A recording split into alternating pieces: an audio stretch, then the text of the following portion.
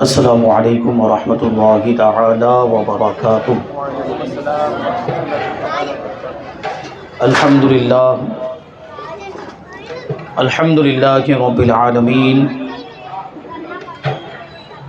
والعاقبۃ للمتقین والصلاة والسلام علی سید الانبیاء والمرسلین وعلى آلہ واصحابہ اجمعین، اما بعد فاعوذ باللہ من الشیطان الرجیم، بسم اللہ الرحمن الرحیم۔ یا ایہا الذین آمنوا اتقوا اللہ وکونوا مع الصادقین۔ صدق اللہ مولانا العظیم وصدق رسولہ النبی الامین المتین الکریم، ونحن على ذلك لمن الشاہدین والشاکرین والذاکرین والحامدین، والحمد للہ رب العالمین۔ آئیے ہم اور آپ اپنے دستور کے مطابق سب سے پہلے حضور سرور کائنات، فخر موجودات، باعث تخلیق کائنات، احمد مجتبی محمد مصطفیٰ صلی اللہ علیہ وسلم کی مقدس بارگاہ میں درود و سلام کا ہدیہ پیش کریں اور پڑھیں اللہم صلی علی سیدنا و مولانا محمد معدن الجود والکرم وآلہ الکرام وابنہ الکریم وبارک وسلم، صلاۃ و سلاما علیک یا رسول اللہ صلی اللہ تعالی علیہ وسلم۔ عزیزان ملت اسلامیہ، آپ سب جانتے ہیں کہ ہم اور آپ یہاں پر سیدنا شیخ عبد القادر جیلانی غوث اعظم پیران پیر دستگیر رحمت اللہ تعالی علیہ کی بارگاہ میں خراج عقیدت پیش کرنے کے لیے جمع ہوئے ہیں۔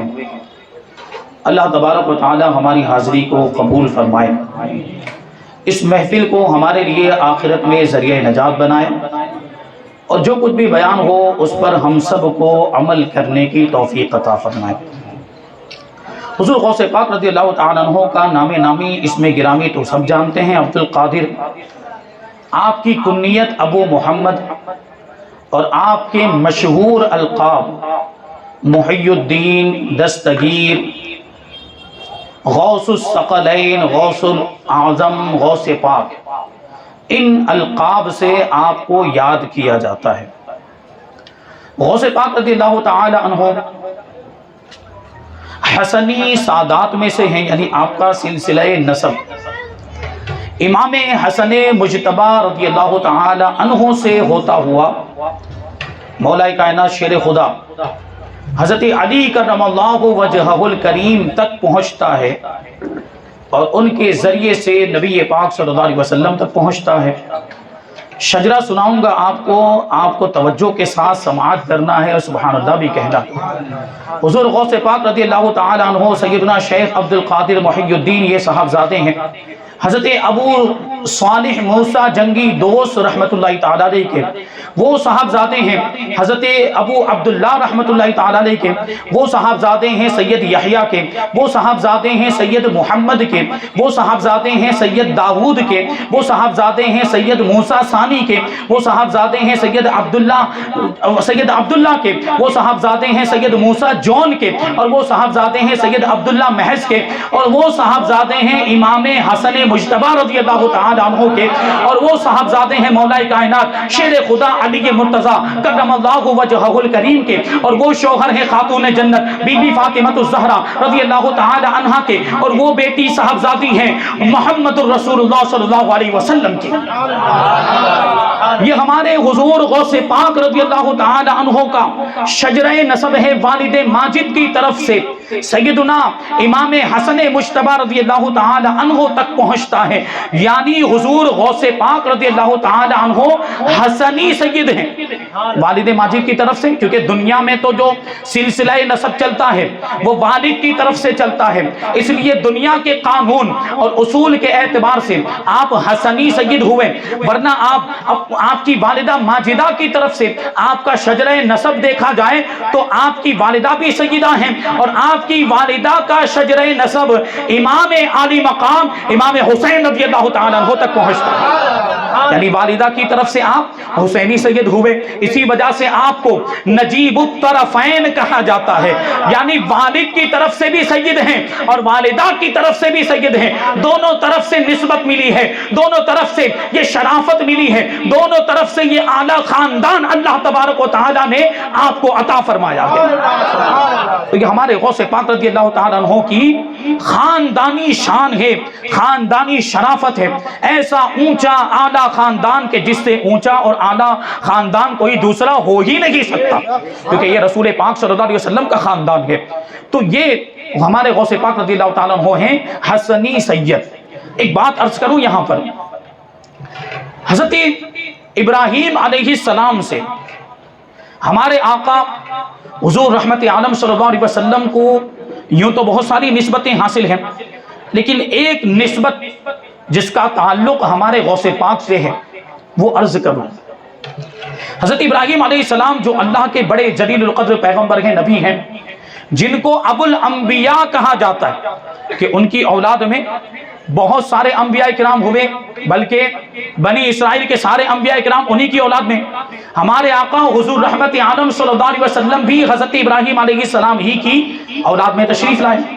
لیکن آپ غور کریں گے، حضور پاک صلی اللہ علیہ وسلم حضرت ابراہیم علیہ السلام کے کون سے بیٹے کی اولاد میں سے ہیں؟ حضرت اسماعیل علیہ السلام۔ اور بنی اسرائیل کے جو انبیاء کرام ہیں وہ حضرت ابراہیم علیہ السلام کے کون سے بیٹے کی اولاد میں سے ہیں؟ حضرت اسحاق علیہ السلام۔ حضرت ابراہیم علیہ السلام کے دو بیٹے تھے، ایک حضرت اسحاق علیہ السلام، دوسرے حضرت اسماعیل علیہ السلام۔ بنی اسرائیل کے اتنے سارے سینکڑوں انبیاء کرام حضرت اسحاق علیہ السلام کی اولاد میں تشریف لائے، لیکن حضرت اسماعیل علیہ السلام کی اولاد میں اتنے سارے انبیاء کرام تشریف نہیں لائے، لیکن ایک نبی اللہ تبارک و تعالی نے حضرت اسماعیل علیہ السلام کی اولاد میں ایسا پیدا فرمایا جو سارے نبیوں کا سردار ہے، جو امام الانبیاء ہے، جو سید المرسلین ہے۔ یہ حضرت اسماعیل علیہ السلام کی اولاد میں ہمارے آقا تشریف لائے تو حضرت اسماعیل علیہ السلام کا پلہ بھاری ہو گیا، اگرچہ ادھر سینکڑوں انبیاء کرام تشریف لائے، ان کی بھی عظمتیں ہم تسلیم کرتے ہیں، لیکن ہمارے آقا تو نبیوں کے بھی سردار ہیں، اور ہمارے آقا حضرت اسماعیل علیہ السلام کی اولاد میں تشریف لائے، اس وجہ سے حضرت اسماعیل علیہ السلام کا پلہ بھاری ہو گیا۔ اب دیکھیں آپ، حضور پاک صلی اللہ علیہ وسلم کے دو نواسے، پوائنٹ سمجھ میں آ رہا ہے آپ لوگوں کو؟ کون سے دو نواسے سب جانتے ہیں، آپ بولیں گے۔ پہلے نمبر پر امام حسن مجتبی رضی اللہ تعالیٰ عنہ، دوسرے نمبر پر امام حسین رضی اللہ تعالیٰ عنہ، امام علی مقام۔ اب آپ امت کے اولیاء پر غور کریں، امت کے جو سادات اولیاء کرام ہیں، غیر سید بھی اللہ کے ولی ہیں، لیکن یہاں بات کی چل رہی ہے سادات اولیاء کرام کی۔ امت کے جو سادات اولیاء کرام ہیں وہ اکثر کن کی اولاد میں ہیں؟ امام علی مقام امام حسین رضی اللہ تعالیٰ عنہ کی اولاد میں ہیں۔ اکثر جو سادات اولیاء کرام ہیں وہ امام علی مقام امام حسین رضی اللہ تعالیٰ عنہ کی اولاد میں تشریف لائے۔ امام حسن مجتبی کی اولاد میں اتنے سارے اولیاء کرام نہیں ہیں، لیکن ایک ولی اللہ تبارک و تعالیٰ نے امام حسن مجتبی رضی اللہ تعالیٰ عنہ کی اولاد میں ایسا عطا فرمایا جو سارے ولیوں کا سردار ہے، جسے ہم غوث پاک کے نام سے یاد کرتے ہیں۔ اس اعتبار سے دونوں کا پلہ برابر ہو جاتا ہے. یہاں بھاری تو نہیں کہہ سکتے دونوں شہزادے ہمارے آقا ہی کے ہیں, تو دونوں کا پلہ برابر ہو جاتا ہے. یہ شان ہے ہمارے غوث پاک رضی اللہ تعالیٰ عنہ کی کہ اللہ تبارک و تعالیٰ نے آپ کو سارے ولیوں کا سردار بنایا, آپ کو غوثیت کبریٰ کا منصب عطا فرمایا گیا. غوثیت کبریٰ, قطبیت کبریٰ, یہ جو منصب ہے یہ بہت ہی اہم منصب ہے, اور اس امت میں سب سے پہلے یہ منصب غوثیت کبریٰ اور قطبیت کبریٰ کا منصب سب سے پہلے مولا کائنات شیر خدا رضی اللہ تعالیٰ عنہ کو عطا ہوا. ان کے بعد یہ منتقل ہوتا ہوا امام حسن کو ملا, پھر امام حسین کو ملا, پھر امام زین العابدین کو ملا, پھر امام محمد باقر کو ملا, امام جعفر صادق کو ملا, پھر امام موسیٰ کاظم کو ملا, پھر امام علی تقی کو ملا, پھر امام علی نقی کو ملا, پھر امام حسن عسکری کو ملا رضی اللہ تعالی عنہ. یعنی آخری جو غوث اکبر ہوئے, جو قطب اکبر ہوئے, وہ حضرت سیدنا امام حسن عسکری رضی اللہ تعالی عنہ. اس کے بعد کیا ہوا؟ اس کے بعد 200 سال کے لیے یہ منصب محفوظ کر دیا گیا. محفوظ کر دیا گیا مطلب کیا ہوا؟ ریزرو کر دیا گیا 200 سال کے لیے. مطلب سمجھے آپ, کس کے لیے محفوظ کیا گیا, کس کے لیے ریزرو کیا گیا؟ غوث پاک رضی اللہ تعالی عنہ کے لیے ریزرو کیا گیا. 200 سال کے بعد امام حسن عسکری رضی اللہ تعالی عنہ کے بعد 200 سال کے بعد غوث پاک کی ولادت ہوئی. غوث پاک دنیا میں تشریف لائے تو غوثیت کبریٰ کا منصب آپ کو عطا فرمایا گیا. غوثیت کبریٰ کا منصب آپ کو عطا ہوا. اب سوال یہ پیدا ہوتا ہے کہ غوث پاک رضی اللہ تعالی عنہ کے بعد یہ منصب کس کو ملے گا؟ کیا اب بھی یہ منصب, یہ عہدہ, یہ مقام و مرتبہ حضور غوث پاک رضی اللہ تعالی عنہ کے پاس ہے یا کسی اور کو مل چکا ہے؟ تو اس کا جواب یہ ہے کہ اب بھی یہ منصب ہمارے غوث پاک رضی اللہ تعالی عنہ کے پاس ہی ہے, اور قیامت تک آپ کے پاس ہی رہے گا. قیامت تک غوثیت کبریٰ اور قطبیت کبریٰ کا منصب ہمارے غوث پاک کو عطا ہوا ہے. اب قیامت کے قریب امام مہدی رضی اللہ تعالی عنہ تشریف لائیں گے تو یہ منصب ان کی طرف منتقل ہو جائے گا. لیکن امام مہدی رضی اللہ تعالی عنہ کے آنے سے پہلے, دنیا میں تشریف لانے سے پہلے, ان کے ظاہر ہونے سے پہلے یہ منصب ہمارے غوث پاک کا ہے. اس وقت تک غوث اعظم اور قطب ولایت ملے گی تو غوث پاک کے دربار ہی سے ملے گی. یہ غوث پاک رضی اللہ تعالیٰ عنہ کی شان ہے. غوث پاک رضی اللہ تعالیٰ عنہ, آپ کے والد ماجد کی اگر ہم بات کریں, آپ کا خاندان کتنا عظیم ہے. آپ کی والدہ ماجدہ حضرت بی بی ام الخیر فاطمہ امۃ الجبار رضی اللہ تعالیٰ عنہ 5 وقت کی نمازوں کی تو پابند تھی ہی, تہجد کی نماز بھی ان کی کبھی نہیں چھوٹتی تھی. تہجد کی نماز بھی کبھی ان کی قضا نہیں ہوتی تھی. آپ کے والد ماجد حضرت ابو صالح موسیٰ جنگی دوست رضی اللہ تعالیٰ عنہ, آپ کو جنگی دوست کیوں کہا جاتا ہے؟ کیونکہ آپ امر بالمعروف اور نہی عن المنکر, بھلائی کا حکم دینے اور برائی سے روکنے میں کسی کی پرواہ نہیں کرتے تھے, یہاں تک کہ اپنی جان کی بھی پرواہ نہیں کرتے تھے. ایک مرتبہ کیا ہوا کہ حضرت ابو صالح موسیٰ جنگی دوست رضی اللہ تعالیٰ عنہ تشریف لے جا رہے تھے مسجد کی طرف. آپ نے دیکھا کہ بادشاہ اور خلیفہ کے سپاہی اپنے سر پر بڑی احتیاط کے ساتھ شراب کے مٹکے لے کر جا رہے ہیں. تو ایک اللہ کا ولی اس کو برداشت کر سکتا ہے کہ ان کے سامنے سے کوئی شراب لے کر جائے؟ شراب پینا حرام ہے. تو انہوں نے کیا کیا؟ غوث پاک رضی اللہ تعالیٰ عنہ کے والد ماجد ہیں, ان مٹکوں کو لے کر پھوڑ ڈالا اور شراب کو بہا دیا, شراب کو ضائع کر دیا. لیکن آپ بزرگ, آپ کا جلال اور آپ کی ہیبت, روب و دبدبے کی وجہ سے وہ سپاہی آپ کو کچھ بول نہیں پائے, کسی میں کچھ بھی بولنے کی, دم مارنے کی جرأت نہیں ہوئی. لیکن ان لوگوں نے خلیفہ جو تھا اس وقت کا, جو بادشاہ تھا, اس کو جا کے سب بتا دیا کہ حضرت ابو صالح نے ایسا ایسا کیا ہے. وہ خلیفہ جلال میں آ گیا, غصے میں آ گیا. اس نے کہا کہ موسیٰ ابو صالح کو میرے دربار میں لایا جائے. چنانچہ حضرت ابو صالح موسیٰ جنگی دوست رحمت اللہ تعالی علیہ خلیفہ کے دربار میں پہنچے تو وہ جلال میں غیظ و غضب میں اپنی کرسی پر بیٹھا ہوا تھا۔ جیسے ہی اس نے غوث پاک رضی اللہ تعالیٰ عنہ کے والد ماجد کو دیکھا تو بڑے غصے میں اور جلال والے انداز میں کہنے لگا، آپ کون ہوتے ہیں میرے مٹکے پھوڑنے والے؟ شراب کے مٹکے لانے کا میں نے حکم دیا تھا، آپ کون ہوتے ہیں مٹکوں کو پھوڑنے والے اور شراب کو بہانے والے؟ تو حضرت ابو صالح موسیٰ جنگی دوست رحمت اللہ تعالی علیہ فرماتے کہ میں محتسب ہوں، یعنی میں نگراں ہوں اور میں نے اپنا فرض منصبی ادا کیا ہے، میں نگراں ہوں، میری نگرانی کا یہ تقاضا ہے کہ کچھ غلط کام ہوتا ہوا دیکھوں تو میں اس کو روکوں، اور میں نے وہی کیا ہے۔ اب وہ بادشاہ کیا کہتا ہے کہ تمہیں محتسب کس نے بنایا؟ تم کس کے حکم سے نگراں بن گئے ہو؟ تو حضرت ابو صالح موسیٰ جنگی دوست رحمت اللہ تعالی علیہ جواب دیتے ہیں کہ اسی کے حکم سے محتسب اور نگراں بنا ہوں جس کے حکم سے تو حکومت کرتا ہے، یعنی اللہ تبارک و تعالیٰ کے حکم سے میں نگراں بنا ہوں، اس نے مجھے نگراں بنایا ہے، یعنی کسی دنیا دار کے نگراں بنانے سے نگراں نہیں بنا ہوں، کسی بادشاہ اور خلیفہ کے نگراں بنانے سے نگراں نہیں بنا ہوں۔ اتنا سننے کے بعد بادشاہ شرمندہ ہوا، اس نے اپنا سر اپنے گھٹنوں پر رکھ دیا۔ تھوڑی دیر کے بعد وہ سر اٹھا کر کہتا ہے کہ امر بالمعروف اور نہی عن المنکر، یعنی بھلائی کا حکم دینا اور برائی سے روکنا، کیا اس کے علاوہ بھی مٹکے پھوڑنے میں کوئی اور حکمت تھی؟ حضرت ابو صالح فرماتے ہاں، دوسری حکمت یہ تھی کہ تجھ پر شفقت کرتے ہوئے، تجھ پر مہربانی کرتے ہوئے اور تجھے دنیا اور آخرت کے عذاب سے بچانے کے لیے میں نے ایسا کیا ہے۔ اب وہ اتنا متاثر ہوا، آپ کی گفتگو کا اس پر اتنا زیادہ اثر ہوا کہ وہ بادشاہ اور خلیفہ کہنے لگا کہ اب تک تو آپ اللہ کی طرف سے محتسب اور نگراں تھے، آج سے آپ میری طرف سے بھی محتسب ہیں، میری طرف سے بھی آپ کو یہ نگرانی کا عہدہ دیا جاتا ہے۔ یہ غوث پاک رضی اللہ تعالیٰ عنہ کے والد ماجد ہیں، اور میں نے ابھی آپ کی والدہ کا بھی ذکر کیا، کتنی متقی پرہیزگار۔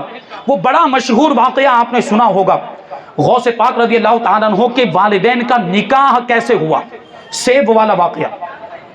غوث پاک رضی اللہ تعالیٰ عنہ کے والد ماجد بڑے عبادت گزار اور تنہائی میں عبادت کیا کرتے، جہاں کوئی نہ ہو، دیکھنے والا نہ ہو، جہاں کوئی ڈسٹرب کرنے والا نہ ہو۔ ایک مرتبہ سمندر اور دریا کے کنارے پر آپ عبادت کرنے کے لیے چلے گئے تاکہ سکون کے ساتھ اللہ کی عبادت کر سکیں، کوئی روکنے والا نہ ہو۔ کافی دیر تک، کافی دنوں تک آپ عبادت کرتے رہے، غوث پاک رضی اللہ تعالیٰ عنہ کے والد ماجد۔ لیکن روح تو ترقی کر رہی تھی، جسم تھک گیا، اور جسم نے بھوک بھوک چلانا شروع کر دیا کہ کھانا دو مجھے، کھانا دو۔ نفس جو ہے وہ کھانا مانگنے لگ گیا۔ تو غوث پاک رضی اللہ تعالیٰ عنہ کے والد ماجد نے دائیں دیکھا، بائیں دیکھا، پیچھے دیکھا، دور دور تک کوئی آبادی نہیں، کوئی انسان نظر نہیں آ رہا۔ لیکن جب آپ نے دریا کی طرف دیکھا تو ایک سیب تیرتا ہوا آپ کی طرف آ رہا تھا، دریا کے پانی پر ایک سیب تیرتا ہوا آپ کی طرف آ رہا تھا۔ آپ نے سوچا کہ ہو سکتا ہے یہ اللہ کی طرف سے ہو، یہ رزق، یہ روزی مجھے مہیا کی گئی ہو، بھوک تو لگی ہوئی تھی۔ آپ نے وہ سیب لیا اور کھا لیا تو کچھ سکون تو مل گیا، لیکن تھوڑی دیر کے بعد آپ کو خیال آیا کہ یہ سیب میں نے کھا تو لیا ہے، یہ کسی کی ملکیت میں تو نہیں تھا، اس کا کوئی نہ کوئی مالک تو ہوگا، میں نے تو مالک کی اجازت کے بغیر کھا لیا۔ شریعت اس کی اجازت نہیں دیتی، مالک کی اجازت کے بغیر کسی کی چیز کو استعمال کر لینا، یا کوئی کھانے کی چیز ہو تو مالک کی اجازت کے بغیر اس کو کھا لینا شریعت کے اعتبار سے یہ جائز نہیں۔ تو پریشان ہوئے کہ مجھ سے یہ کتنا بڑا جرم ہو گیا کہ میں نے مالک کی اجازت کے بغیر وہ سیب کھا لیا۔ اب مالک کو تلاش کرنے کے لیے نکلے۔ حضرت ابو صالح موسیٰ جنگی دوست رحمت اللہ تعالی علیہ، جدھر سے وہ سیب تیرتا ہوا آیا تھا اس طرف آپ چلنے لگے، چلتے جا رہے ہیں، چلتے جا رہے ہیں، اور چلتے چلتے آپ کو سامنے ایک باغ نظر آیا۔ اس میں ایک سیب کا درخت تھا اور اس کی کچھ شاخیں دریا کی طرف جھکی ہوئی تھی۔ تو آپ سمجھ گئے کہ یہ اسی باغ کا سیب ہے، وہ شاخ سے ٹوٹ کر گر گیا ہوگا اور پانی میں بہتا ہوا وہاں تک پہنچ گیا۔ آپ اس باغ میں پہنچے اور مالک کے بارے میں پوچھا کہ اس باغ کا مالک کون ہے، تو خادم مالک کو بلا کر لایا۔ وہ مالک کون تھے آپ جانتے ہیں ان کو؟ حضرت عبداللہ صومعی رضی اللہ تعالیٰ عنہ، غوث پاک رضی اللہ تعالیٰ عنہ کے نانا جان۔ وہ آئے، پوچھا کیا معاملہ ہے؟ تو غوث پاک رضی اللہ تعالیٰ عنہ کے والد ماجد کہتے ہیں کہ یہ سیب آپ کے باغ کا تیرتا ہوا آیا تھا، میں بھوکا تھا، میں نے کھا لیا، آپ کی اجازت نہیں لی تھی، اور مجھ سے یہ جرم ہو گیا، اب یہ جرم جو ہوا ہے اس کی معافی مانگنے کے لیے میں آپ کے پاس آیا ہوں۔ آپ غور تو کریں، ہم اور آپ کتنے لوگوں کا مال ان کی اجازت کے بغیر کھا جاتے ہیں۔ ہم آپ دنیا داری کے اعتبار سے سوچیں، یہ غوث پاک رضی اللہ تعالیٰ عنہ کے والد ماجد، یہ ان کا تقویٰ، یہ خدا کا خوف کیسا تھا کہ وہ سیب مالک کی اجازت کے بغیر کھا لیا، تو اب معافی مانگنے کے لیے پہنچ گئے۔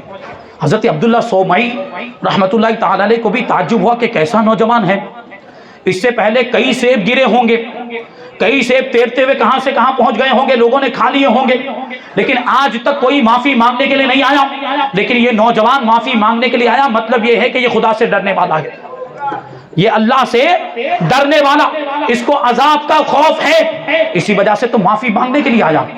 اب انہوں نے حضرت ابو صالح موسیٰ جنگی دوست رحمت اللہ تعالی علیہ کے تقویٰ اور پرہیزگاری کو آزمانے کا ارادہ کیا، اور ارشاد فرمایا کہ میں تمہارا جرم معاف تو کر دوں، لیکن میری دو شرطیں ہیں، میری دو شرطوں کو تم پورا کر دو تو تمہارا جرم معاف ہو جائے گا۔ تو حضرت کو تعجب ہوا کہ کیا بات ہے، ایک سیب ہی تو کھایا ہے، سیدھا معاف کر دیتے یا اس کا پیسہ لے لیتے، لیکن یہ دو شرطیں لگا رہے ہیں۔ تو چونکہ اپنے سر سے وہ بوجھ اتارنا تھا، یہ ایک طرح کا قرض ہو گیا نا سر پہ۔ آپ سوچیں، غور کریں، ہم اور آپ کتنے لوگوں کا قرضہ لے کر بیٹھتے ہیں، اور کتنے لوگ ایسے ہوتے ہیں جن کی ادا کرنے کی کوئی نیت نہیں ہوتی۔ یہ بات یاد رکھیں، کبھی ضرورت پڑتی قرضہ لینا پڑتا ہے، لیکن قرضہ لے تو ادا کرنے کی نیت ہونی چاہیے۔ قرضہ لیتے وقت اگر آپ نے ادا کرنے کی، واپس لوٹانے کی نیت کی ہوگی تو اللہ تبارک و تعالی اس کی ادائیگی کے اسباب پیدا فرما دے گا، اور پہلے ہی سے نیت نہیں ہوگی تو پھر ادا کر ہی نہیں پائیں گے۔ یہ آپ سوچیں، اور یہ یاد رکھیں کہ یہ جو قرضے کا جو بوجھ ہوتا ہے یہ بڑا ہی خطرناک ہے۔ کوئی شہید بھی ہو جائے نا، کوئی شہید بھی اللہ کی راہ میں جہاد کرتے ہوئے، دشمنوں کا مقابلہ کرتے ہوئے، اسلام کی سربلندی کے لیے اپنی جان بھی قربان کر دے، لیکن اس کے اوپر بھی اگر قرضہ ہونا تو شہید کو بھی جب تک اس کا قرضہ ادا نہ کر دیا جائے، یا جس کا قرضہ ہے وہ معاف نہ کر دے، شہید کو بھی جنت میں جانے نہیں دیا جائے گا۔ شہید کا کتنا بڑا مرتبہ ہے، شہید کو بھی قرضے کی وجہ سے جنت سے روک دیا جائے گا، تو ہم اور آپ کس شمار میں ہیں؟ وہ کہتے ہیں ہم اور آپ کون سے کھیت کی مولی ہیں؟ شہید کو جب روک دیا جائے گا تو ہم اور آپ تو کتنے گنہگار ہیں۔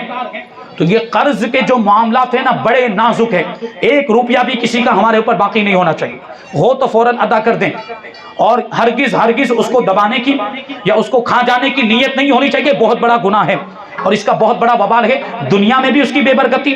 اگر کسی کا قرضہ لے کر آپ کھا گئے ہیں نا تو روزی کی برکت ختم ہو جاتی ہے، اور آخرت میں جو عذاب بھگتنا پڑے گا وہ الگ بات ہے۔ تو قرضہ لینا پڑے کسی مجبوری کی وجہ سے لے سکتے ہیں، اجازت ہے، لیکن ادا کرنے کی نیت ہونی چاہیے۔ تو غوث پاک رضی اللہ تعالیٰ عنہ کے والد ماجد، آپ نے سوچا کہ اگر یہ دو شرطیں پوری نہیں کروں گا تو یہ سیب کا جو بوجھ ہے یہ میرے سر سے کیسے اترے گا؟ آپ کو خوف تھا، آپ کو ڈر تھا آخرت کے عذاب کا، اس لیے وہ دونوں شرطیں پوری کرنے کے لیے تیار ہو گئے۔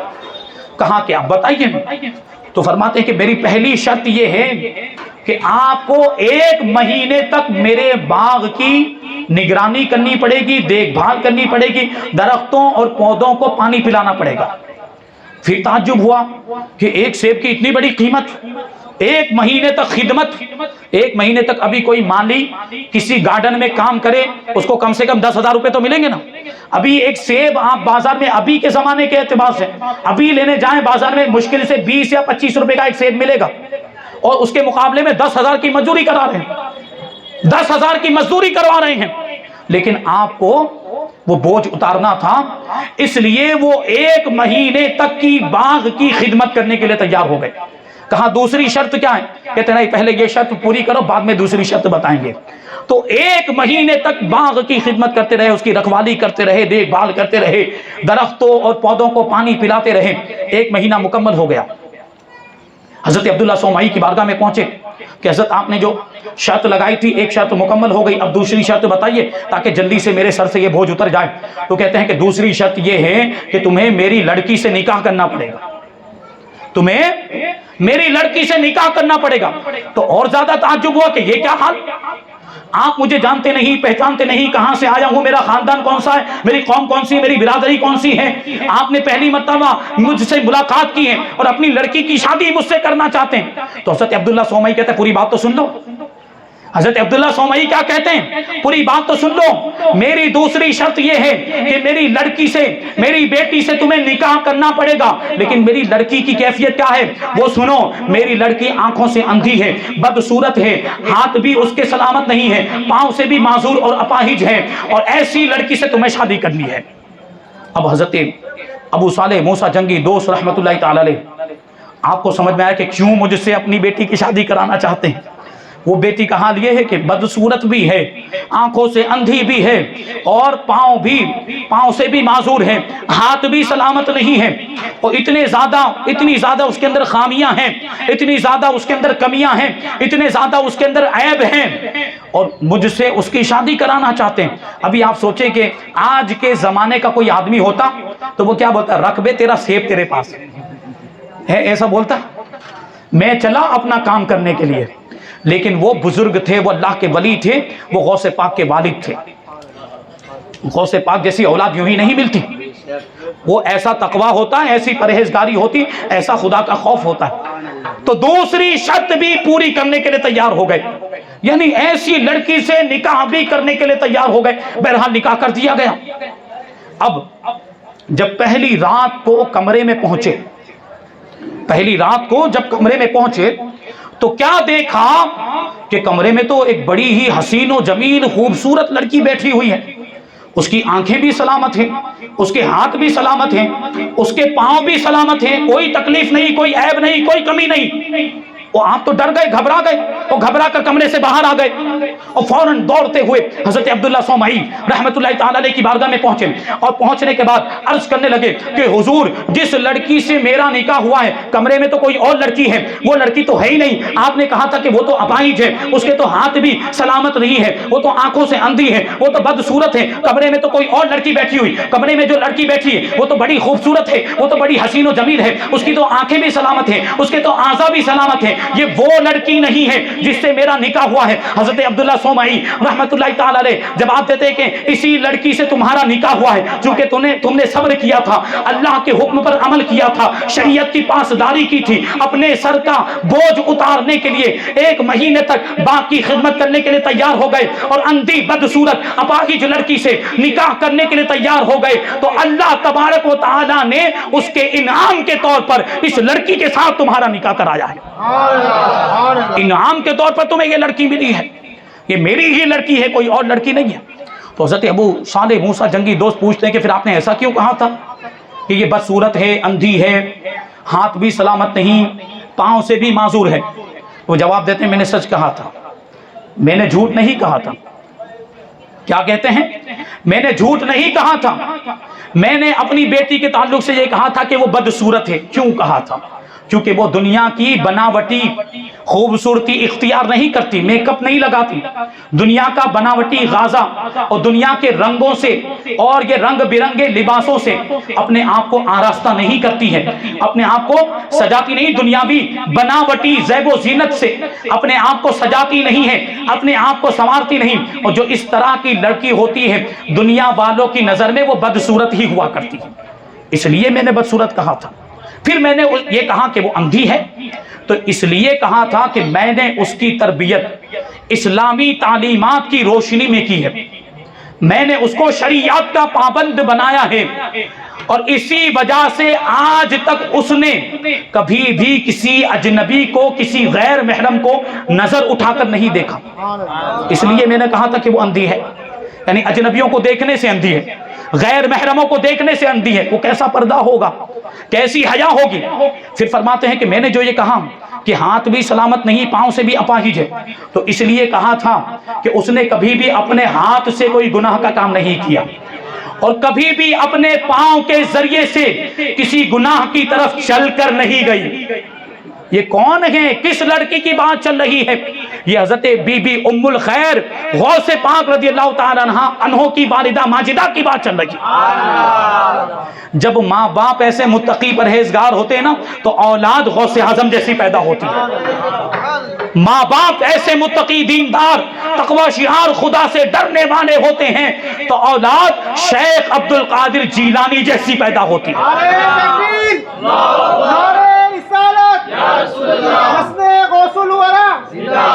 مفتی سلیم صاحب قبلہ سبحان اللہ سبحان اللہ۔ تو اس پر بھی ہمیں غور کرنے کی ضرورت ہے۔ آج ایک سوال یہ پیدا ہوتا ہے کہ اللہ کے ولی کیوں نہیں دیکھنے کو ملتے؟ ابھی بھی ہوتے ہیں اللہ کے ولی، ڈھونڈنے پڑیں گے۔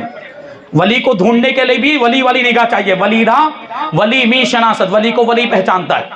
پرانے زمانے میں تو کیا ہوتا تھا کہ وہ ایسے ولی ہوتے تھے کہ جن کی ولایت ظاہر ہو جاتی تھی، تو ایسے ولی نظر نہیں آتے اس زمانے میں۔ کیوں ایسا؟ کیونکہ آج وہ مائیں بھی تو نہیں رہی۔ پہلے مائیں بھی تو ایسی ہوا کرتی تھی، وہ پانچوں وقت کی نمازوں کی پابند، تہجد کی بھی پابند، روٹی بنائیں تو وضو کر کے، بچے کو دودھ پلائیں تو وضو کر کے۔ وہ ٹی وی سیریل دیکھنے والی نہیں تھی، وہ ڈرامے اور فلمیں دیکھنے والی نہیں تھی، وہ گناہوں کے کام کرنے والی نہیں تھی، وہ نمازیں چھوڑنے والی نہیں تھی، وہ شریعت کی پابند تھی۔ تو ان کی گود سے اللہ کے ولی پیدا ہوا کرتے تھے۔ آج بھی مائیں سدھر جائیں نا تو آج بھی اللہ کے ایسے ولی پیدا ہو سکتے ہیں۔ ارے غوث پاک جیسا تو کوئی نہیں پیدا ہو سکتا ہے۔ غوث پاک کا مقام و مرتبہ تو بہت بلند و بالا، لیکن ولایت کے درجے پر فائز ہو سکتا ہے۔ ماؤں کو سدھرنے کی ضرورت ہے۔ اب روٹیاں بنائی جا رہی، گانا سنتے سنتے روٹیاں بنائی جا رہی، کھانا پکایا جا رہا، فلم دیکھتے ہوئے ڈرامہ دیکھتے ہوئے کھانا پکایا جا رہا ہے، دودھ پلاتے وقت ڈرامہ دیکھا جا رہا ہے، سیریل دیکھی جا رہی، تو کیا برکت حاصل ہوگی؟ بچہ کیسے نیک بنے گا؟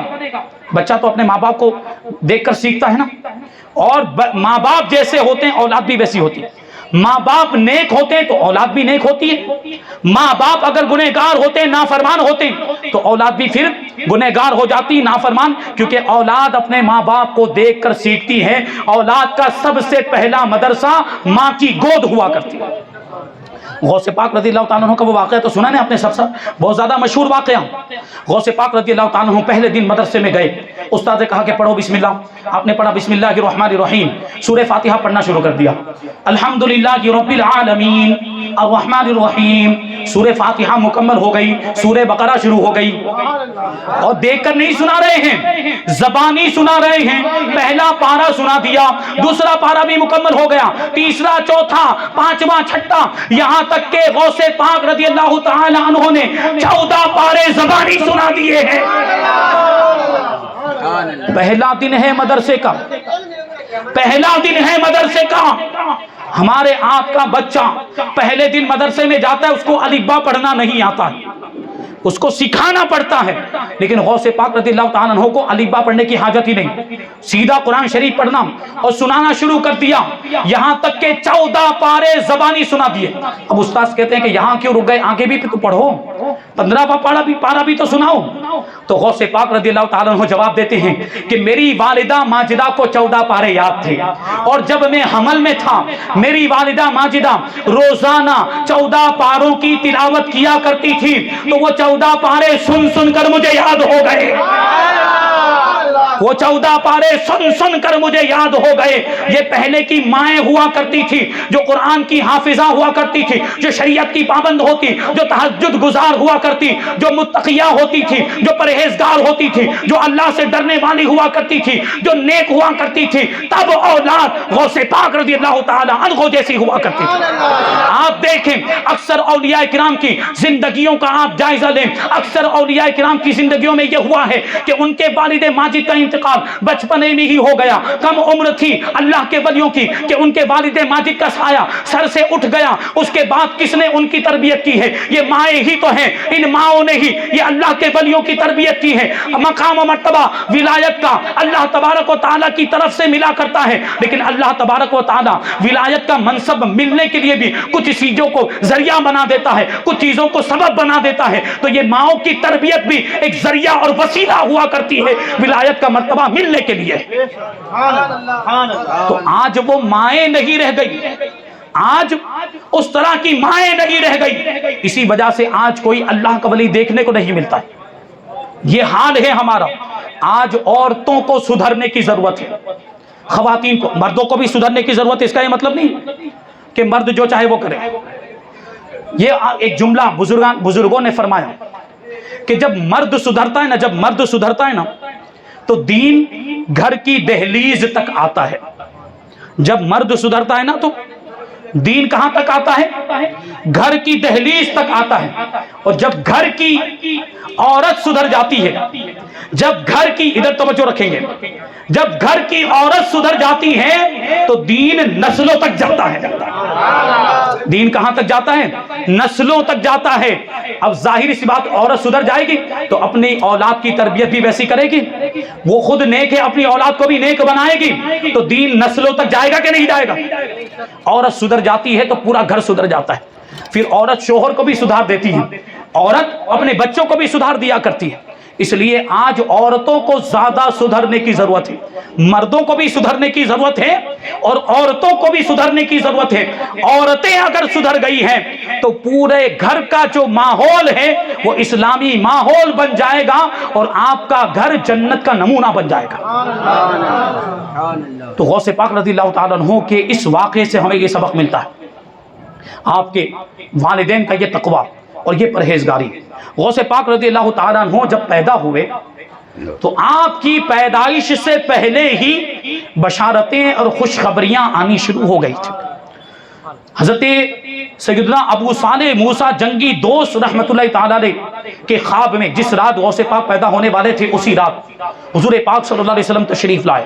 ساتھ میں تمام انبیاء کرام ہیں، ائمہ مجتہدین بھی ہیں، امت کے اولیاء کرام بھی ہیں، ساری بزرگ ہستیاں ہیں، اور حضور غوث پاک رضی اللہ تعالیٰ عنہ کے والد ماجد اللہ کے رسول صلی اللہ علیہ وسلم ان کو مخاطب کرتے ہوئے ارشاد فرماتے ہیں، یا ابا صالح اعطاک اللہ ابنا وہو ولی ومحبوبی ومحبوب اللہ تعالی وسیکون له شأن بین الاولیاء والاقطاب کشأن بین الانبیاء، کہ اے ابو صالح، اللہ تبارک و تعالی نے تجھے ایسا بیٹا عطا فرمایا ہے جو اللہ کا ولی ہے، وہ میرا بھی محبوب ہے، اللہ کا بھی محبوب ہے، اور ان قریب اولیاء کرام کے درمیان اس کی ویسی ہی شان ہوگی جیسی انبیاء کرام کے درمیان میری شان ہے۔ یعنی جیسے حضور انبیاء کے سردار ہیں، غوث پاک اولیاء کرام کے سردار ہیں۔ اولیاء کرام نے بھی آپ کے آنے کی بشارتیں دی، دیگر انبیاء کرام نے بھی آپ کے آنے کی بشارتیں دی۔ انبیاء کرام حضرت ابو صالح موسیٰ جنگی دوست رحمت اللہ تعالیٰ علیہ کے خواب میں آئے اور انہوں نے کہا کہ یہ تمہارا جو فرزند ہے، سارے اولیاء کرام اس کے مطیع و فرما بردار ہوں گے اور سارے اولیاء کرام کی گردنوں پر اس کا قدم ہوگا۔ آپ نے سنا ہے نا واقعہ، غوث پاک نے بغداد کی جامع مسجد کے منبر پر کھڑے ہو کر ارشاد فرمایا تھا، قدمی ہذہ علی رقبۃ کل ولی اللہ، کہ میرا یہ قدم تمام اولیاء کرام کی گردنوں پر ہے۔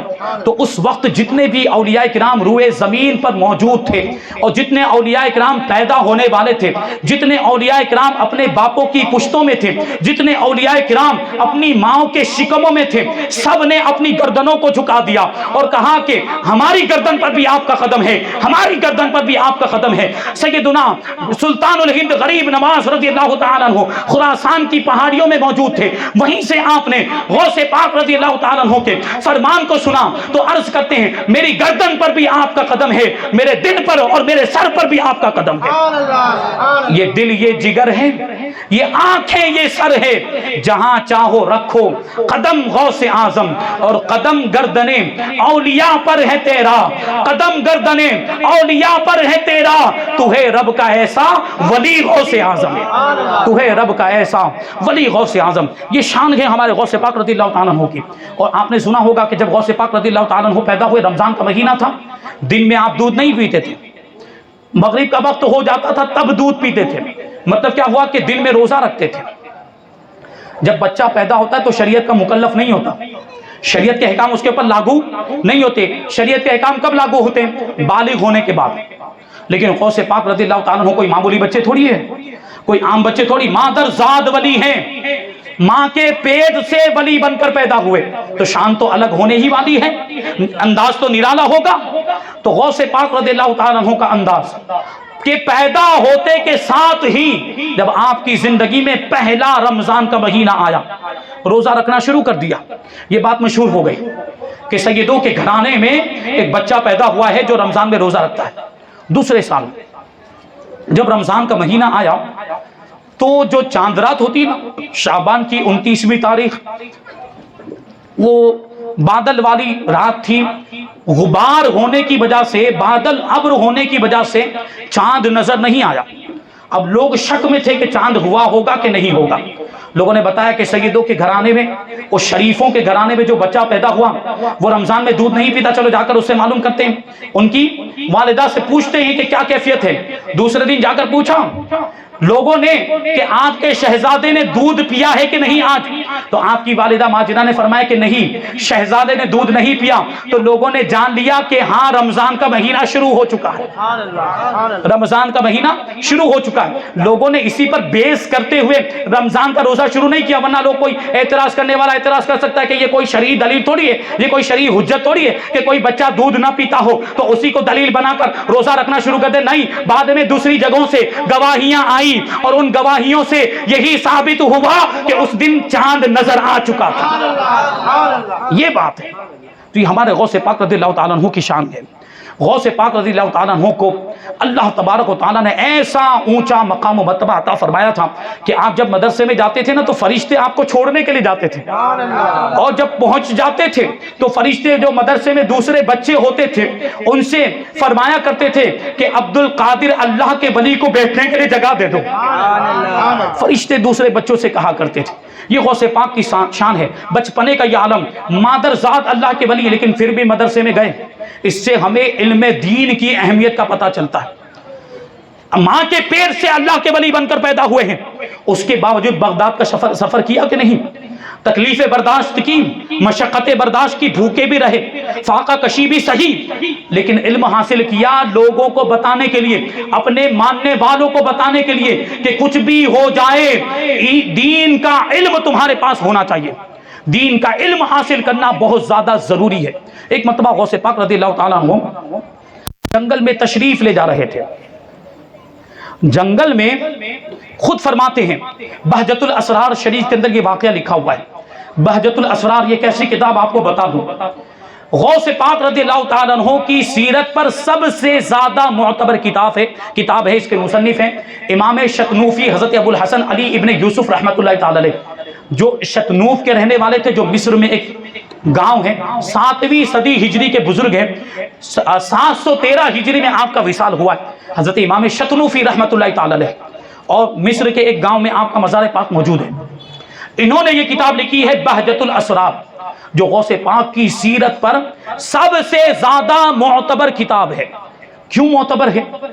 اس کی وجہ یہ ہے کہ جس طرح حدیث کی سند ہوتی نا، حدیث کی سند آپ نے سنا ہوگا کہ فلاں بزرگ نے فلاں تابعی سے یہ حدیث سنی، انہوں نے فلاں صحابی سے یہ حدیث سنی، اور ان صحابی نے رسول پاک صلی اللہ علیہ وسلم کو یہ فرماتے ہوئے سنا. اس کو سند کہا جاتا ہے. انہوں نے ان سے سنا، انہوں نے ان سے سنا، انہوں نے ان سے سنا، انہوں نے رسول اللہ صلی اللہ علیہ وسلم سے سنا. اس کو سند کہا جاتا ہے. تو اس کتاب کے اندر بھی حضور غوث پاک رضی اللہ تعالیٰ عنہ کے جو واقعات، آپ کی جو باتیں، آپ کے جو اقوال اور آپ کی جو سیرت بیان کی گئی ہے وہ اسی طرح سند کے ساتھ بیان کی گئی ہے. سند کے ساتھ کہ یہ واقعہ ہمیں انہوں نے بیان کیا، ان سے انہوں نے بیان کیا، ان سے انہوں نے بیان کیا، اور ان کے سامنے یہ واقعہ ہوا ہے. اس طرح سے یہ سند کے ساتھ یہ واقعات ملتے ہیں. تو اسی کتاب کے اندر یہ واقعہ، حضور غوث پاک رضی اللہ تعالیٰ عنہ فرماتے ہیں کہ میں جنگل میں جا رہا تھا تو میرے آگے آگے ایک بیل چل رہا تھا. بیل سمجھتے ہیں نا آپ لوگ، سانڈ. اچانک وہ بیل مڑا، وہ میری طرف متوجہ ہو گیا. بیل بات کرتا ہے، بیل گفتگو کرتا ہے، لیکن وہ بات کرنے لگ گیا. وہ کیا کہتا ہے؟ یا عبد القادر ما لہذا خلقتا، اے عبد القادر تو اس لیے پیدا نہیں کیا گیا کہ جنگل میں گھومے پھرے. تجھے جنگل میں گھومنے پھرنے کے لیے پیدا نہیں کیا۔ غوث پاک رضی اللہ تعالیٰ عنہ فرماتے کہ میں ڈر گیا، میں گھبرا گیا، میں دوڑتا ہوا بھاگتا ہوا اپنے گھر آیا اور اپنے مکان کی چھت پر چڑھ گیا۔ وہ حج کے ایام چل رہے تھے، وہ عرفہ کا دن تھا، 9ویں ذی الحجہ کی وہ تاریخ تھی۔ میں اپنے مکان کی چھت پر چڑھ گیا، میں کیا دیکھتا ہوں کہ میدان عرفات میں حاجی موجود ہیں۔ سبحان اللہ، سبحان اللہ۔ غوث پاک کا گھر کہاں پر تھا؟ جیلان میں۔ توجہ ہے، یہ سب باتیں تو سب کو معلوم ہونی چاہیے، سنی ہم غوث پاک کے ماننے والے۔ غوث پاک کا مکان کہاں پر ہے؟ جیلان میں، جو عراق میں موجود ہے۔ اور میدان عرفات کہاں پر ہے؟ مکہ مکرمہ کے قریب ہے، مکہ مکرمہ کے قریب ہے۔ غوث پاک رضی اللہ تعالیٰ عنہ کی نگاہ ولایت کہ جیلان میں اپنے مکان کی چھت پر تشریف فرما ہوتے ہوئے میدان عرفات میں حاجیوں کو ملاحظہ فرما دیا۔ سبحان اللہ، سبحان اللہ۔ اب اپنی والدہ ماجدہ کے پاس آئے اور عرض کرتے ہیں کہ مجھے اللہ کی راہ میں وقف کر دیجئے، میں علم دین حاصل کرنے کے لیے جانا چاہتا ہوں۔ آپ کی والدہ ماجدہ نے دل پر پتھر رکھے، کیونکہ شوہر کا تو انتقال ہو چکا تھا، دل پر پتھر رکھ کے آپ کو رخصت کیا۔ بغداد جانے کے ارادے سے غوث پاک روانہ ہونے لگے تو 80 درہم، 80 اشرفیاں، دینار، 80 دینار جو آپ کے والد ماجد نے چھوڑے تھے، ترکہ تھا، وراثت تھی۔ آپ کے ایک بھائی بھی تھے حضرت شیخ ابو محمد رحمت اللہ علیہ۔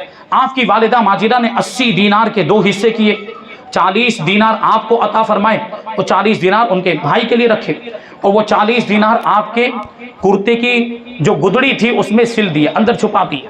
اندر جو اندر والا حصہ ہوتا ہے وہاں پہ، ابھی ہم دیکھتے ہیں نا کوئی جیکٹ ہوتا ہے اس میں اندر جو جیب ہوتی ہے، وہاں کچھ رکھا جائے تو نظر نہیں آتا، اس طرح وہ 40 اشرفیاں آپ کی والدہ ماجدہ نے چھپا دی۔ اب آپ روانہ ہوئے، بڑا مشہور واقعہ ڈاکو والا سنا ہے آپ نے، ڈاکو آ گئے قافلہ لوٹنے کے لیے۔ اب وہ ڈاکو سب کا مال لوٹ رہے ہیں، سب سے پوچھ رہے ہیں تمہارے پاس کیا ہے، تمہارے پاس کیا ہے، جو بھی ملا لے کر چلے گئے۔ ایک ڈاکو آپ کے پاس بھی آیا، چھوٹی سی عمر ہے، وہ ڈاکو پوچھتا ہے کہ اے شہزادے تمہارے پاس کیا ہے؟ غوث پاک کہتے ہیں میرے پاس 40 اشرفیاں ہیں۔ وہ کہتا ہے مذاق کیوں کرتے ہو؟ کسی کے پاس 40 اشرفیاں ہو، ڈاکو لوٹنے کے لیے آیا ہو، چور چوری کرنے کے لیے آیا تو بتائے گا؟ ہوگی تو بھی نہیں بتائے گا، یہاں تھی۔ لیکن غوث پاک رضی اللہ تعالیٰ عنہ نے سچ بول دیا۔ کیوں؟ کیونکہ آپ کی والدہ نے رخصت ہوتے وقت آپ کو تاکید فرمائی تھی کہ کبھی بھی سچ کا دامن ہاتھ سے مت چھوڑنا، ہمیشہ سچ بولنا، کبھی بھی جھوٹ مت بولنا۔ تو غوث پاک رضی اللہ تعالیٰ عنہ نے اپنی ماں سے کیا ہوا وعدہ پورا کیا۔ غور کرنے کی بات ہے یہاں پر، غوث پاک رضی اللہ تعالیٰ عنہ نے اپنی ماں سے کیا ہوا وعدہ نہیں توڑا۔ اور ہم تو اللہ سے کیے ہوئے کتنے وعدے توڑتے ہیں، ماں کا وعدہ تو دور کی بات ہے، ماں سے تو کتنے وعدے کرتے ہیں، اس کی تو کوئی پرواہ نہیں ہوتی۔ اللہ سے کیے ہوئے کتنے وعدے ہم توڑ دیتے ہیں۔ ہم اطاعت کریں گے، ہم مانیں گے، ہم نماز پڑھیں گے، عالم ارواح میں وعدے کیے تھے کہ نہیں، ہاں تو ہمارا رب ہے، ہم تیری عبادت کریں گے، لیکن دنیا میں آ کر وہ وعدے توڑ رہے ہیں کہ نہیں توڑ رہے؟ غوث پاک رضی اللہ تعالیٰ عنہ نے ماں کے وعدے کو ایسا نبھایا، ماں کے وعدے کی ایسی پابندی کی۔ اب آپ سوچیں کہ غوث پاک شریعت کی کیسی پابندی کرتے ہوں گے، اللہ کے وعدوں کو کس انداز کرتے ہوں گے۔ اب وہ ڈاکو پریشان ہوا، آپ کو لے کر گیا اپنے سردار کے پاس کہ یہ بچہ کہہ رہا ہے کہ اس کے پاس 40 اشرفیاں ہیں۔ تو وہ سردار کہتا ہے کہ اے بچے مذاق کیوں کرتے ہو، یہ کوئی جھوٹ بولنے کا موقع نہیں ہے، ایسے موقع پر تو لوگ گھبرا جاتے ہیں، ہوتی تو بھی جھوٹ بول دیتے کہ نہیں ہے، تم ایسا کیوں کہہ رہے ہو؟ تو غوث پاک رضی اللہ تعالیٰ عنہ کہتے ہیں کہ میری والدہ نے مجھے سچ بولنے کے لیے کہا تھا، اس لیے میں سچ بول رہا ہوں۔ اب ان کی چیکنگ کی گئی، تلاشی لی گئی تو وہ اشرفیاں نکلی، وہ اشرفیاں نکلی۔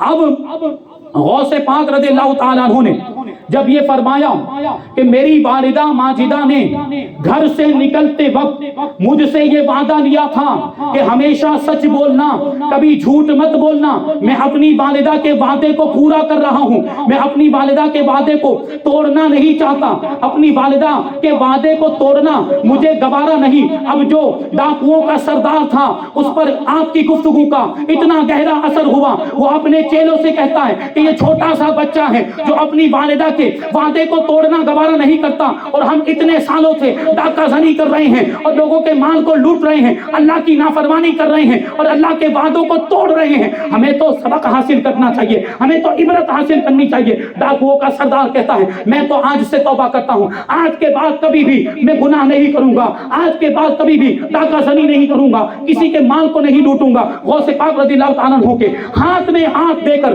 اس نے اپنے گناہوں سے توبہ کر لی، تو اس کے جو چیلے تھے وہ آ کر کہنے لگے کہ ہم چوری کرنے میں آپ کے ساتھ تھے، ہم ڈاکہ زنی کرنے میں آپ کے ساتھ تھے، لوگوں کا مال لوٹنے میں آپ کے ساتھ تھے، اب توبہ کرنے میں بھی آپ کے ساتھ رہیں گے۔ ڈاکوؤں کے سردار نے بھی توبہ کر لی اور اس کے سارے چیلوں نے بھی توبہ کر لی۔ یہ غوث پاک رضی اللہ تعالیٰ عنہ کی برکت ہے، غوث پاک رضی اللہ تعالیٰ عنہ کی برکت، سچ بولنے کی برکت، سچ بولنا اختیار کریں۔ یہ غوث پاک رضی اللہ تعالیٰ عنہ کی سنت بھی ہے، حضور پاک صلی اللہ علیہ وسلم کا حکم بھی ہے، انبیاء کی بھی سنت ہے، ہمارے آقا کی بھی سنت ہے، اولیاء کرام کی بھی سنت ہے۔ اولیاء کرام کبھی جھوٹ نہیں بولتے تھے۔ آج ہمارا آپ کا حال یہ ہے، کتنا جھوٹ بولتے ہیں۔ کچھ لوگوں کے جھوٹ بولنے کی اتنی زیادہ عادت ہو جاتی کہ وہ جھوٹے مشہور ہو جاتے ہیں، پھر وہ سچ بولتا ہے تب بھی لوگ اس کا یقین نہیں کرتے۔ ہوتا ہے کہ نہیں ہوتا؟ ایسے لوگوں کو کیا کہتے ہیں اپنی زبان میں؟ پھینکو۔ پھر وہ سچ بولتا ہے تب بھی اس کی بات نہیں مانتے۔ ایک واقعہ تعمیر ادب کے اندر لکھا ہو، بچے پڑھتے ہیں مدرسے کے اندر، کہ بچوں کو پتا ہوگا تعمیر ادب کے اندر جھوٹ کا وبال کیا ہے۔ جھوٹ بولتے ہیں نا آج کل، کاروبار میں بھی جھوٹ بولتے ہیں، اور جب کہا جائے کہ کیوں جھوٹ بولتے ہیں تو کیا جواب دیں گے؟ حضرت جھوٹ نہ بولو نا تو کاروبار چلے گا ہی نہیں، دھندا چلے گا ہی نہیں، ایسا بولتے ہیں۔ تو کیا پرانے زمانے میں لوگ جھوٹ بول بول کر کاروبار کرتے تھے؟ کیا پرانے زمانے میں کاروبار چلتا ہی نہیں تھا؟ جو اللہ کے ولیوں نے جو کاروبار کیا، بزرگان دین نے جو کاروبار کیا، جو شریعت کے پابند تھے انہوں نے جو امام اعظم ابو حنیفہ رضی اللہ تعالیٰ عنہ کپڑوں کے کتنے بڑے تاجر تھے، کیا وہ جھوٹ بولتے تھے؟ کیا جھوٹ کے بغیر ان کا کاروبار نہیں چلتا تھا؟ کتنی اللہ تبارک و تعالیٰ نے آپ کو برکت عطا فرمائی تھی کہ ہزاروں لاکھوں روپے وہ پورے سال میں صدقہ کر دیا کرتے تھے، خیرات کر دیا کرتے تھے۔ اتنی برکت اللہ تعالیٰ نے آپ کو عطا فرمائی تھی، کیوں؟ کیونکہ وہ شریعت کے مطابق کاروبار کرتے تھے۔ اور آپ جھوٹ بول کر کہتے ہو کہ جھوٹ نہیں بولتے تو کاروبار نہیں ہوتا، بلکہ جھوٹ بولنے کی وجہ سے کاروبار کی برکت ختم ہو جاتی ہے۔ پھر آپ جو روتے نا کہ برکت نہیں ہو رہی ہے، پیسے آتے ختم ہو جاتے، کہاں جاتے پتہ نہیں چلتا، وہ آپ کے جھوٹ بولنے کی وجہ سے ہوتا ہے۔ غوث پاک رضی اللہ تعالیٰ عنہ کی زندگی سے ہمیں یہ سبق ملتا ہے کہ کبھی بھی جھوٹ نہیں بولنا چاہیے۔ تو وہ واقعہ تعمیر ادب کا میں آپ کو سناؤں۔ ایک لڑکا وہ بکریاں چرایا کرتا تھا، بچوں نے پڑھا ہوگا تعمیر ادب۔ وہ بکریاں لے کر جنگل میں جاتا، ان کو چراتا تھا۔ اب ایک مرتبہ اس کو مستی سوجی، اس نے چلانا شروع کر دیا، بھیڑیا آیا، بھیڑیا آیا، بچاؤ بچاؤ، میری بکریوں کو کھا جائے گا۔ اب وہ قریب کے گاؤں والوں نے سنا کہ ایک لڑکا اس طریقے سے چلا رہا ہے کہ بھیڑیا آیا، بچاؤ بچاؤ، تو وہ گاؤں والے بچانے کے لیے آ گئے، لیکن گاؤں والے وہاں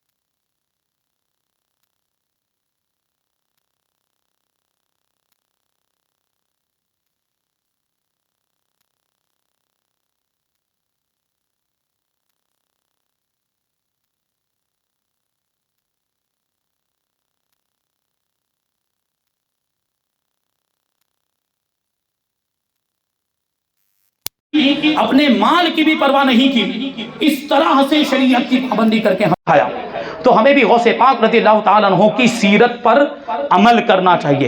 یہ غوث پاک رضی اللہ تعالیٰ عنہ کی زندگی ہمیں بتاتی ہے۔ ٹائم ہو رہے اور ٹائم ہے۔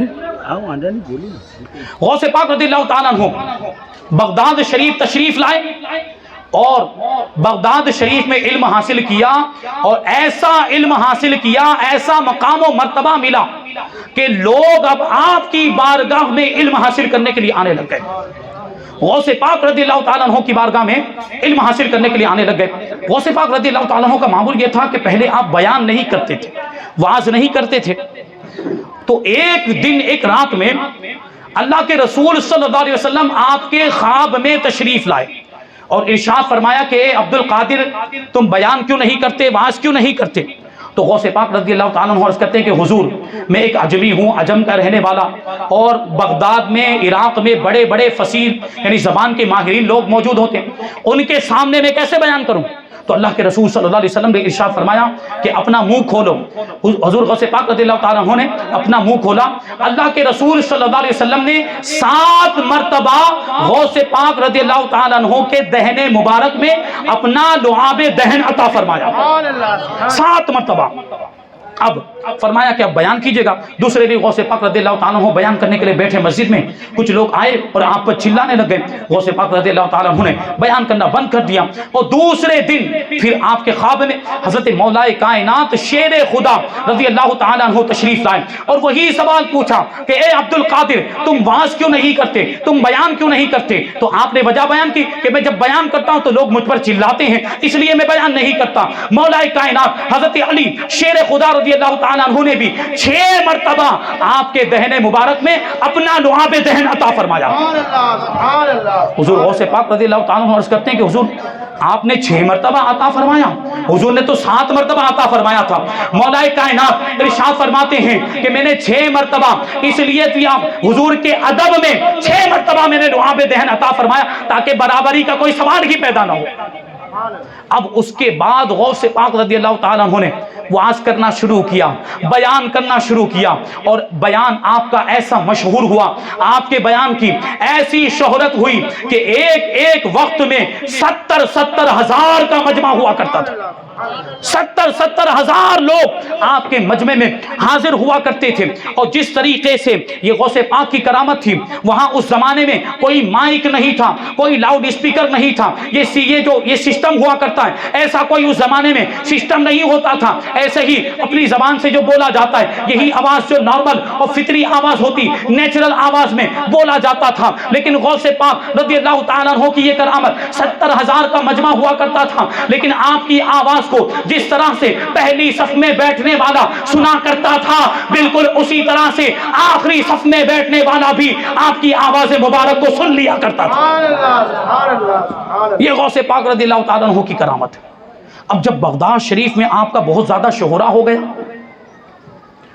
تو جو وہاں کے علماء تھے ان کو کچھ تردد ہوا، کچھ شبہ ہوا کہ یہ جیلان سے ایک نوجوان آیا ہے اور ابھی اس کو زیادہ ٹائم گزرا نہیں ہے، بہت ہی کم عرصے میں اتنا مشہور ہو گیا کہ دور دور سے لوگ اس کی بارگاہ میں آنے لگ گئے اور ان کی مجلس میں ہزاروں کی تعداد میں لوگ جمع ہونے لگ گئے۔ ایسی تو کیا بات ہے، تو چلو چل کر ان کو آزماتے ہیں، ان کا امتحان لیتے ہیں۔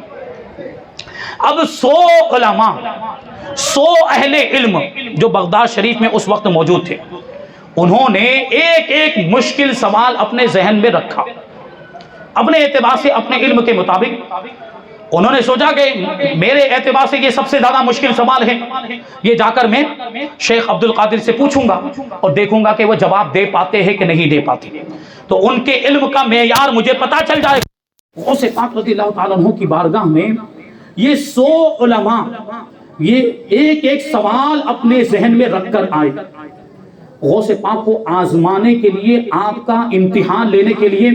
حالانکہ غوث پاک رضی اللہ تعالیٰ عنہ تو سارے سوالوں کے جواب جانتے ہیں، اللہ کے ایسے ولی، اللہ نے آپ کو ایسا مقام و مرتبہ عطا فرمایا کہ آپ کے لیے کوئی سوال مشکل ہے ہی نہیں، وہ اپنے اعتبار سے مشکل سمجھ رہے تھے، لیکن غوث پاک کے لیے کوئی مشکل نہیں تھا، کوئی سوال مشکل نہیں تھا۔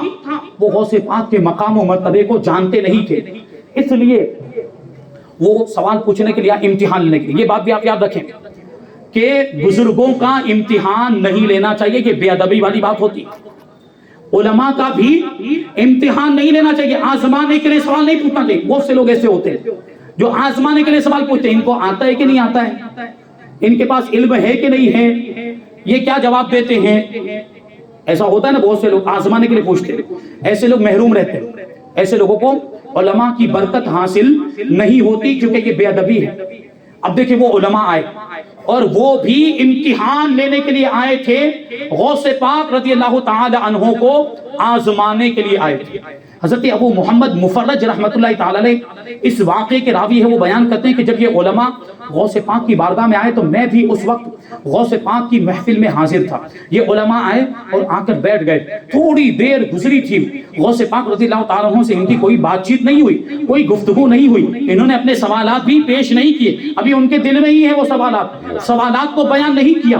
کہتے ہیں کہ غوث پاک رضی اللہ تعالیٰ عنہ نے اپنی آنکھوں کو بند کیا، اپنے سر کو جھکا لیا. تھوڑی دیر گزری تھی کہ غوث پاک رضی اللہ تعالیٰ عنہ کے سینہ مبارک سے ایک روشنی نکلی، ایک نور نکلا، اور وہ نور جتنے بھی علماء آئے تھے سب کے سینوں پر دورہ کرنے لگ گیا، سب کے سینوں سے گزرنے لگ گیا. اب کیفیت یہ تھی کہ وہ نور اور روشنی جس کے دل سے گزرتی تھی، جس کے سینے سے گزرتی تھی، وہ حیرت میں مبتلا ہو جاتا تھا، وہ حیران و پریشان ہو جاتا، وہ تڑپنے لگ جاتا تھا، وہ اپنے گریبان کو چاک کرنے لگ جاتا. سارے علماء کی یہ کیفیت ہو گئی، سارے علماء تڑپنے لگ گئے، رونے لگ گئے اور اپنے گریبان کو چھاک کرنے لگ گئے. سب نے اپنی ٹوپیاں اتاری، سب نے اپنے اماموں کو اتارا اور اپنا سر غوث پاک رضی اللہ تعالیٰ عنہ کے قدموں میں رکھ دیا اور غوث پاک سے معافی مانگنے لگ گئے. اب حال یہ ہے کہ غوث پاک رضی اللہ تعالیٰ عنہ ایک ایک عالم دین کو اٹھا رہے ہیں، اپنے سینے سے لگا رہے ہیں اور ارشاد فرماتے ہیں کہ آپ کا یہ سوال تھا، اس کا یہ جواب ہے، آپ کا یہ سوال تھا، اس کا یہ جواب ہے. انہوں نے سوال پیش نہیں کیا تھا، غوث پاک نے ان کے دل میں،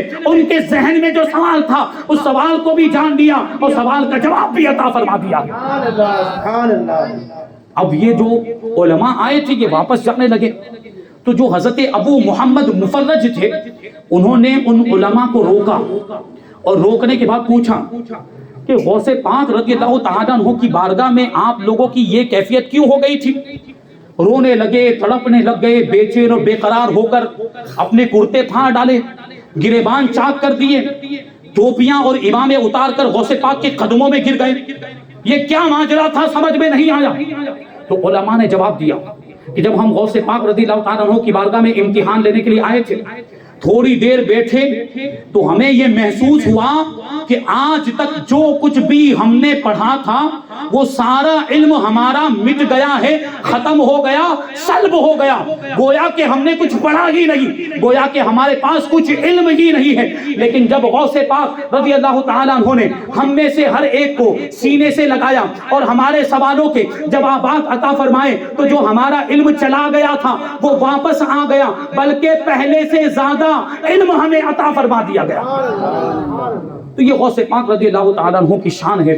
کتنے واقعات بیان کیے جائیں، بہت سارے واقعات ہیں، انشاءاللہ پھر کبھی موقع ملا تو بیان کریں گے. وقت ختم ہو چکا ہے. اللہ تبارک و تعالیٰ کی بارگاہ میں دعا ہے کہ جو کچھ بھی بیان ہوا اس پر ہم سب کو عمل کرنے کی توفیق عطا فرمائے. حضور غوث پاک رضی اللہ تعالیٰ عنہ کے فیوز و سے ہم سب کو مالا مال فرمائے. اولیاء کرام سے محبت کرنے، ان کے دامن سے وابستہ رہنے اور ان کے نقش قدم پر چلنے کی ہم سب کو توفیق عطا فرمائے. ایمان کی سلامتی عطا فرمائے اور ایمان پر ہی ہم سب کا خاتمہ فرمائے. وما علینا الا البلاغ. السلام علیکم.